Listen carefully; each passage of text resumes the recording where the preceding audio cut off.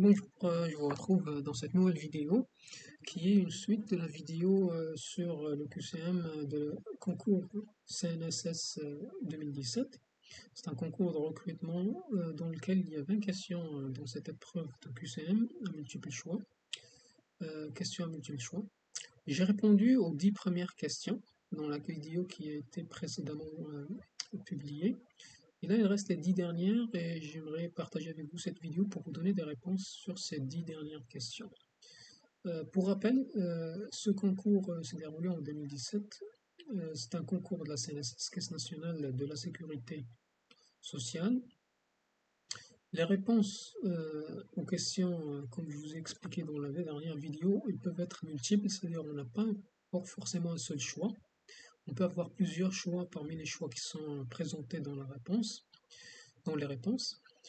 Et bien évidemment, c'est une épreuve qui contient des questions sur une première partie, principalement dans la partie base de données relationnelle et modélisation, puis la partie complexité algorithmique et bien sûr la partie voilà, algorithmique et complexité, c'est principalement ça. Structure de données aussi. Ouais.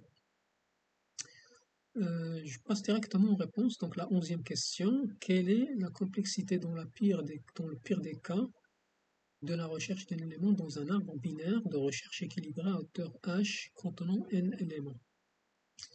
Alors, ici la réponse à cette question, je vais retrouver le marqueur et si vous voulez, en fait, ici on peut représenter un arbre binaire et essayer de faire une recherche dessus et voir un petit peu ce que ça donne. Et vous allez remarquer facilement que la recherche prend comme réponse un O de H, c'est-à-dire dépendamment de la hauteur de l'arbre, j'aurai une réponse dépendamment de la hauteur. La recherche dépendra de la hauteur, bien sûr. Donc c'est un O, c'est un grand O de H, et aussi le grand O de log de n aussi est vrai, parce que en fait la hauteur elle est définie par log de n. Quand on veut construire l'arbre, ça nous prendra quand même un log de n pour la construire. Et par conséquent, en fait, si vous voulez, les deux réponses sont bonnes. Les réponses sont bonnes. Si je passe à la deuxième question, j'ai ici un tableau trié de données taille n et on utilise un algorithme de tri de sélection. C'est un tri en sélection, je vais marquer ça, tri par sélection. Lesquelles des affirmations suivantes sont vraies? Pour rappel, le tri par sélection, c'est un tri qui permet en fait de trier le tableau et ça utilise ce qu'on appellerait peut-être l'idée de prendre un élément qui serait le plus petit de la liste et de le mettre au début du tableau et continuer cette opération jusqu'à trier tout le tableau. C'est-à-dire à chaque fois, on va par exemple pour un tableau de 10, on va prendre les 10 éléments, le minimum, et on va le mettre dans parmi les premiers éléments, et on passera après ensuite aux 9 éléments qui restent, et on va essayer de trouver le minimum, et on le remet après le premier élément qu'on a, et on trouve les 8 derniers éléments, et ainsi de suite. Ça le tri par sélection.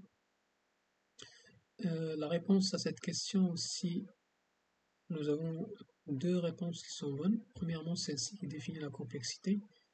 Le tri par sélection, il a une complexité de O de grand O de n carré. Il ne performe pas très bien. Le C aussi, c'est vrai, c'est comme j'ai dit, trouver le plus petit élément et le mettre au début. Voilà pour ce qui concerne cette question. La 13e question, pour trier un tableau de données de taille n à l'aide d'algorithmes de tri par tas, je vais marquer ici les éléments de réponse maintenant, tri par tas, lesquelles des affirmations suivantes sont vraies? Alors, le tas est un arbre binaire de recherche parfait. Le tas est une pile.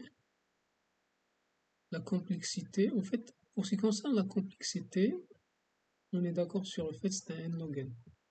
C'est comme un arbre. Par conséquent, la complexité, si on la calcule en fait de ce tri par tas, on a n log n. Mais le tas n'est pas une pile, c'est un tableau en fait. Ce n'est pas une pile, c'est un tableau. Et pour ce qui concerne le C, c'est pas vrai. Pour ce qui concerne le A, c'est effectivement un arbre binaire. Et le mot parfait, en fait, ça dit simplement que c'est équilibré. Mais le mot parfait, en fait, je ne sais pas si ça s'applique ici. Je ne peux pas être sûr à 100%. Est-ce que c'est toujours le cas? On a un tableau, un tas qui est, surtout lorsqu'on fait le tri. En tout cas, moi, je compte sur vous d'aller faire un affaire de votre côté pour essayer de voir certains éléments de la réponse que je vous fournis. Comme je vous dis, vous pouvez toujours me laisser des messages en commentaire pour améliorer le contenu. Voici, donc je passe à la 14e question. Si la procédure suivante, on a défini ici une procédure, parmi les informations suivantes, lesquelles sont correctes? Alors, ici, je vais donner directement la réponse. Vous pouvez faire le test chez vous, voir un petit peu qu'est-ce que ça donne. En tout cas, ça c'est du C, je crois. C'est du C. Et c'est un algorithmique, c'est de l'algorithmique. La réponse à cette question, moi j'ai marqué, j'ai quand même donné une réponse ici. J'ai donné le A et le C. L'instruction break permet de quitter la procédure, effectivement. On quitte la procédure quand on fait un break. On ne quitte pas. Pardon, je me suis trompé ici. Je vais marquer en fait quitter la boucle. C'est pas la procédure qu'on quitte. Si on fait un break, on va continuer, on va afficher l'élément i, puis on sort de la procédure. Si on veut quitter la procédure, on utilise le return. Return, ce qui permet de quitter. L'instruction break permet de quitter la boucle, effectivement. Puis la réponse, c'est le résultat affiché. Le résultat affiché, c'est ça, c'est 1, 2, 3.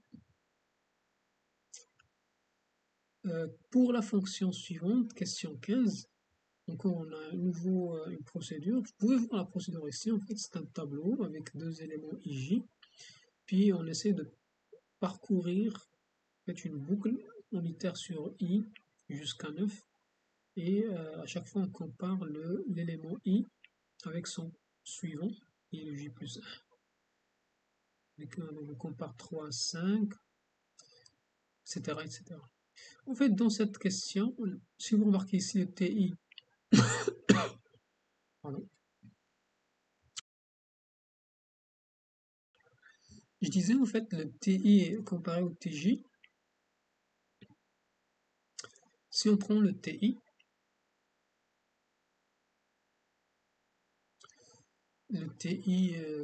ici, ça va donner un 3. Puis le TJ, en fait, c'est l'élément suivant, ça va donner un 5. En fait, le 3 est inférieur à 5. Normalement, on doit retourner le premier élément. Puis la boucle s'arrête. Et on sort de la procédure. Donc la réponse ici, ça devrait être un 3. Donc j'ai répondu, en tout cas moi j'ai répondu avec le 3. Pour la procédure suivante, en fait c'est un peu similaire, mais en tout cas si vous remarquez en fait, nous avons pas mal d'étapes ici à faire. On a la première boucle, la deuxième boucle, et on itère à plusieurs reprises pour retrouver la réponse. Moi je vous donnerai la réponse directement. Pour la question 16, la réponse, moi j'ai marqué c'était le C, ok, j'ai marqué le C. Ça donnera 3, 2, 3, 8, 3. Vous pouvez vérifier chez vous si ça match. Je passe à la 17e question, soit la fonction suivante. Donc on a une nouvelle fois une autre fonction. On va tester cette fonction sur la valeur 7 n égale à 7. Donc en tout cas, je vous laisse prendre la procédure et essayer de vérifier de votre côté. C'est un exercice, comment dire, de calcul. On essaye d'utiliser un petit peu son crayon. Et essayer de faire ça sur le brouillon, bien sûr, avant d'aller sur le propre, vérifier itération par itération ce que ça donne. Et une fois on a la réponse, on essaye de la marquer. Pour ce qui concerne cette question, moi j'avais marqué le D, j'avais marqué 99. Mais comme je vous ai expliqué, moi, je suis pas certain de la réponse. En tout cas, vous pouvez vérifier de votre côté si je me trompe. En tout cas, ça c'est simplement du calcul. Il n'y a pas vraiment, il y a pas vraiment quelque chose qui nécessite beaucoup de logique, beaucoup de réflexion. C'est juste suivre les instructions. Question 18, procédure récursive suivante. Donc ça peut être un petit peu difficile à naviguer, essayer de trouver la bonne réponse, mais pour faire ça, je vous invite à faire ça en étapes. C'est-à-dire, vous pouvez, par exemple, si vous voulez, je ne sais pas si je peux faire ici dans le brouillon, et vous pouvez faire quelque chose qui ressemble à ça, genre mettre étape 1 et faire par exemple ici le H2. On va prendre un input qui est 0 au début. Qu'est-ce que ça donne? Alors pour le n égale à 0 ici, on a inférieur à 2, donc on va entrer un H2. Dans le H2, on va mettre 0 plus 1, ça va nous donner un 1. Et on va passer ici à nouveau à la partie récursive. Donc 0, ça nous donne un H1. On passe à l'étape 2. On calcule le H1. Ça donne quoi H1? Donc on vérifie n inférieur à 2, H2 de 1 plus 1, ça donne H2 de 2. Vous voyez ce que je veux dire en fait, H2 de 2. Puis on continue ici dans une étape 3. On calcule le H2 de 2. Ainsi de suite. H2 de 2, ça nous donnera quoi? En fait, pour cette condition n inférieure à 2, on ne va pas entrer ici, donc on fait afficher n. Notre n c'est 2, donc on va afficher ici un 2. Puis on va entrer dans cette condition. Cette condition en fait n'est pas vérifiée, donc on ne va pas entrer, on va sortir.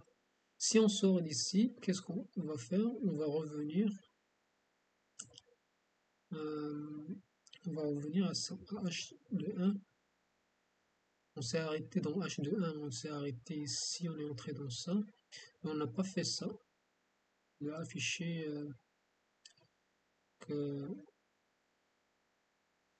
afficher, donc on revient à étape 1, cette étape-là.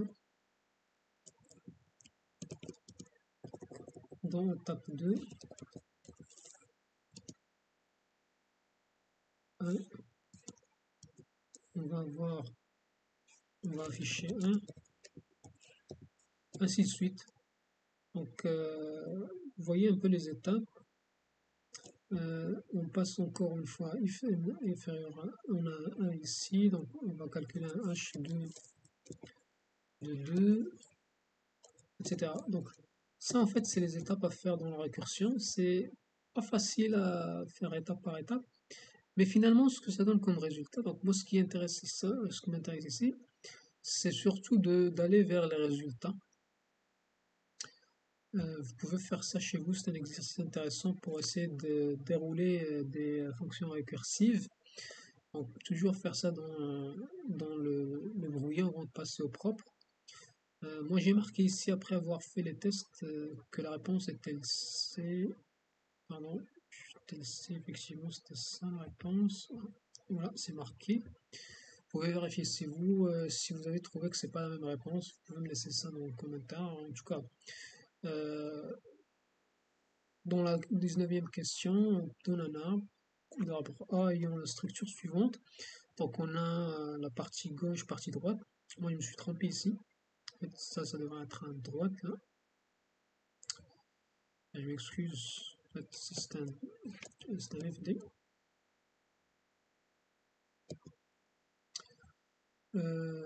Ok, ça c'est une structure, on a la partie gauche et la partie droite et on a la valeur. Et on donne en fait cette représentation d'un arbre, d'une instance d'arbre, d'une structure d'arbre. On a cette fonction qui permet de parcourir l'arbre. Si on remarque ici, on a un parcours. En fait, ici, en fait, parcours, en fait, le 1 ici, ça ne devrait pas exister. On vient, en fait, il y a ici en fait cette méthode parcours qui devrait être plutôt parcours 1 si vous voulez.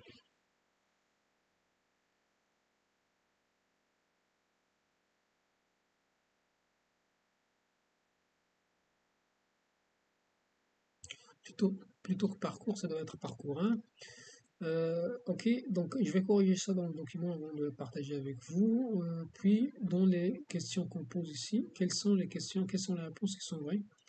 Première réponse, c'est il s'agit d'un parcours post-fixé, ou bien c'est un parcours préfixé, puis on a les résultats d'affichage. Pour répondre à cette question, il faut connaître que c'est quoi un post-fixé et un fixé. Donc, on a dit préfixé, ok, post-fixé, et on a dit, ça ce n'est pas mentionné, c'est un fixé. Pardon, c'est pas un fixé, c'est fixé.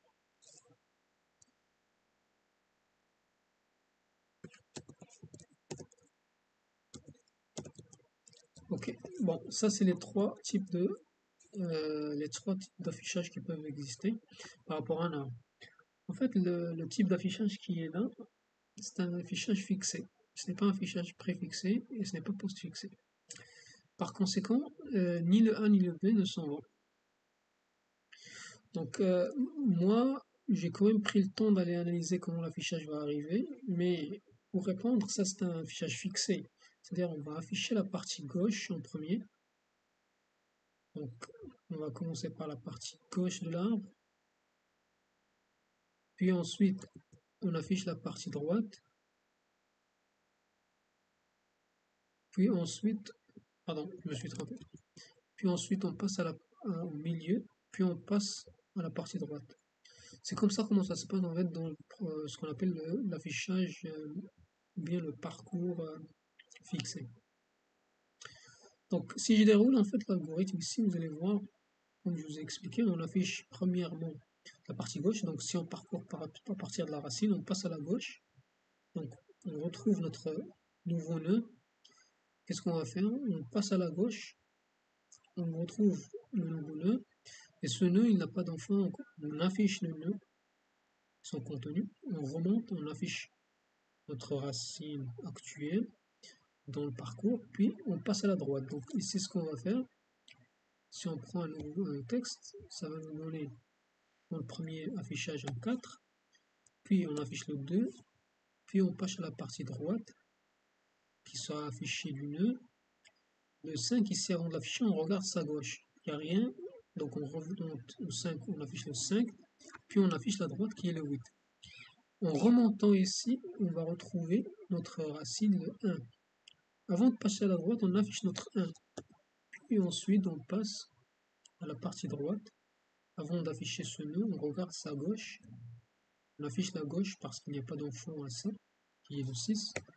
On remonte, on affiche le 8, puis le 7. En fait, c'est ça la réponse. Vous pouvez faire cet exercice de voir un petit peu ce parcours qui est appelé fixé. Et donc j'ai marqué ici la réponse, donc c'était ça. C'est bien le D.